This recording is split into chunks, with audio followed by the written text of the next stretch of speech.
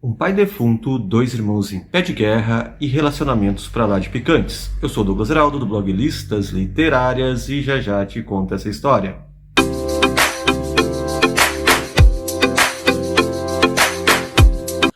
Olá, leitores e leitoras, eu sou o Douglas Heraldo, do blog Listas Literárias. Sim, aquele blog com as listas mais originais e criativas da internet brasileira. E esse é o meu canal no YouTube, onde eu amplio as discussões literárias, e por isso vale o seu like, o seu joinha e também se inscrever aqui no canal. Hoje vamos estar comentando um livro muito interessante, Intermezzo, de Sally Rooney, né? Um livro pra lá de picante com vários detalhes bem interessantes que eu imagino que vai valer o vídeo, vai valer o seu like, o seu joinha. E se você se interessar também pela leitura, você pode adquirir aqui pelo nosso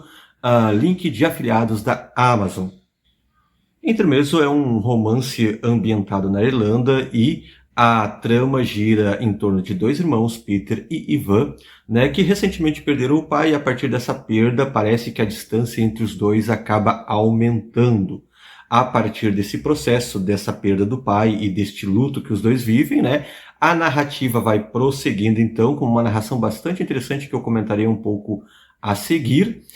E vai dando um pouco desses encontros e desencontros desses irmãos que retomam aquela velha lógica do Caim e Abel, né, já que irmãos são coisas complicadas. As pequenas frustrações, ódios e também amores entre eles vão sendo resgatadas a partir da memória de ambos, por meio de um narrador bastante onisciente que penetra e muitas vezes se funde e se une à voz desses dois protagonistas.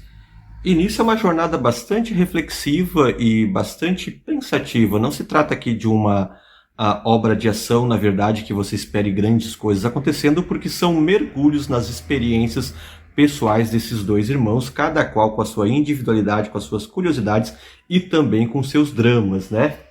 O Peter, que é o mais velho, ali pelos 30 e poucos anos, 33 se não me engano, ele está passando por uma crise existencial e que na verdade é um tanto quanto estranho, né? Já começar essa crise existencial da meia-idade aos 33 anos ali, o começo da sua terceira década, enfim. Mas o Peter está bastante jogado nessa crise existencial, a despeito de ser um cara profissionalmente bastante bem sucedido, um advogado famoso, repleto de amigos, mulheres, enfim. E nessa crise existencial do Peter, desde então que a sua antiga namorada, quase esposa, Sylvia, sofreu um acidente que lhe causou limitações, e o relacionamento dos dois terminou, o Peter acaba levando uma vida bastante singular, de não criando laços ou laços muito frágeis, inclusive escolhendo para si uma novinha, a Naomi, né, com qual ele mantém um relacionamento que às vezes parece por dinheiro, às vezes parece por amor, e essa sequência narrativa vai trazendo alguns dados e respostas para isso, né, porque o Peter é aquele cara, a bem da verdade, às vezes ele é um xaropão, ele é bem chatinho em alguns sentidos, porque ele olha para a vida com uma amargura poucas vezes vistas, né? A despeito do seu sucesso, a despeito da sua carreira brilhante, que todo mundo admira, porque ele é um cara de sucesso, boa pinta e tudo mais, né? Mas ele carrega intimamente dramas tão fortes que inclusive o aproximam do suicídio. Ele tem uma depressão muito forte, se pode perceber isso a partir da narrativa, e além desses seus relacionamentos bastante fragilizados, tem a sua relação com o irmão Ivan, que é um tanto quanto conturbada. Os dois perderam o pai, Peter enfrenta isso de um jeito, Ivan enfrenta de outro, e o próprio Peter acaba não entendendo esse distanciamento do irmão, ao mesmo tempo que muitas vezes acaba julgando esse irmão, acaba questionando esse irmão mais jovem. Já o Ivan, que é o irmão do Peter, mais jovem, como eu disse, 23 anos, ele é um garoto adolescente ainda de aparelhos nos dentes, e que é um tanto peculiar, muito mais aproximado do pai do que o Peter. Aliás, os pais de Peter e Ivan eram separados, eles têm uma relação bastante tumultuada e difícil com a mãe, que se envolveu num novo relacionamento, e o Ivan tinha essa proximidade muito forte com o pai, e carrega uma série de frustrações e incômodos e às vezes até ódio pelo irmão mais velho, aquele ao qual ele nutria uma grande admiração, seu herói, e que essa posição ao longo do avançar dos anos vai mudando. Até porque o Ivan, ele é uma figura um tanto quanto peculiar, e aí a gente pode pensar alguns elementos a respeito da linguagem do Ivan, de como ele observa o mundo, o seu olhar concentrado e às vezes focalizado, se é o caso dele possuir alguma condição de espectro ou não, nos parece que sim, mas o Ivan tem um jeito singular de lidar com a linguagem e o faz geralmente só por meio do xadrez, do qual ele é um especialista, mas também, ainda que é muito jovem, um especialista frustrado, já que ele carrega algumas derrotas no xadrez e sua vida é passar por torneios e convites justamente onde ele conhece Margaret. E aí o Ivan acaba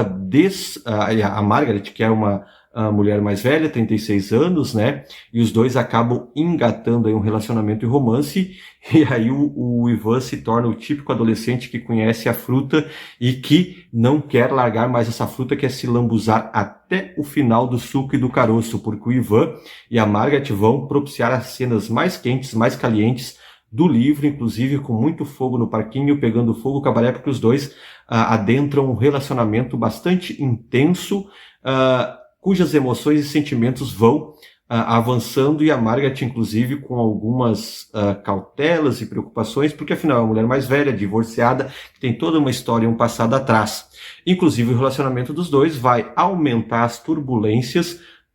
com o Peter, que é o irmão mais velho. Peter, que também não tem nada assim de nada ostentoso nos seus relacionamentos. Ele vive com uma moça bem mais jovem, né, também da idade do Ivan, ao qual ele mantém um relacionamento às vezes comercial, às vezes não comercial. Ela é uma universitária que vive de invasões e invasões para ter moradia. Ele mantém um relacionamento estranho com a Sylvia, que é a sua antiga paixão, do qual eles não conseguem manter um novo relacionamento, e essa querela toda, esse mergulho na experiência individual de cada um dos dois irmãos é o que na verdade vai acontecendo ao longo de todo o romance. Nesse sentido, ela é uma narrativa da abordagem da reflexão sobre a natureza individual de cada um de nós e de cada um desses personagens, por isso ela é um tanto às vezes arrastada, ela é um mergulho bastante intimista nesse processo, e tudo isso por meio de uma narração de um narrador ou narradora em terceira pessoa, bastante onisciente, que não vou dizer aqui que se mantém no original, que eu não li a obra original, mas por meio da tradução a gente tem uma narração muito interessante, que ela quase se move em simbiose com as personagens. Por vezes, como a linguagem está exposta e o fluxo de narração se dá,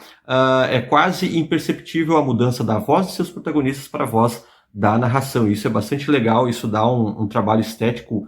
bastante bonito e elaborado para o livro, né? Até porque é uma narração que tenta entender os pensamentos íntimos humanos e suas complexidades, em seus questionamentos, suas dúvidas, em suas frustrações e tudo mais, porque não deixa de ser um romance sobre frustrações, né? E também um romance sobre os relacionamentos, especialmente os relacionamentos familiares, inclusive sobre a presença ou não do diálogo, porque a gente vai ver que boa parte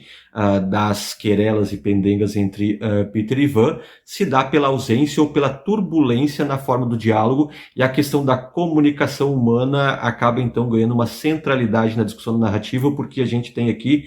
um livro que discute os desafios da comunicação humana e talvez provoque uma discussão, uma reflexão, se não estaríamos perdendo isso, ao menos no caso das personagens desse romance, que colocam a comunicação humana, a linguagem humana comunicacional como um grande muro que às vezes separa essas pessoas, ao mesmo tempo que a narrativa ao final vai tentar propor encontros e propor possibilidades mais esperançosas, não que o livro termine com finais felizes explicitamente, né? Mas a gente verá que há um aceno para a esperança da comunicação, há um aceno para os entendimentos. Então a Sally Rooney, ao final do romance, ela vai trazer isso. Então a gente tem vários aspectos positivos aqui para falar da leitura de Intermezzo. São personagens bastante complexos, né? E a literatura, boa literatura, prescinde de personagens complexos, o que a gente aprende na faculdade, personagens foscos. Não temos nada aqui superficial ou transparente, porque a intimidade, tanto de Peter quanto de Ivan, ela é capaz de demonstrar e trazer à tona a complexidade da própria experiência e da vivência humana, mas também das nossas relações. Tudo isso com momentos de pegada um tanto quanto caliente, a lá 50 tons de cinza, para quem curte, né? A gente tem cenas bastante quentes mesmo no romance, mas não é o objeto e o objetivo principal da obra, porque na verdade o principal é justamente discutir a intimidade, discutir as contradições e os desejos, e muitas vezes os desejos secretos ou não, que as pessoas mantêm. Por isso é uma grande obra, uma grande leitura, espero que vocês tenham gostado da dica. Se vocês já leram, comentem aqui nos comentários, também deixem a sua mensagem, enfim, digam se pretendem ler ou não, se querem dar uma conhecida nas obras da Sally Rooney ou querem se aprofundar mais um pouco em intermezzo, se gostaram ou não da nossa resenha, se concordam ou não com as nossas perspectivas e análises aqui desta obra. Um grande abraço e até a próxima!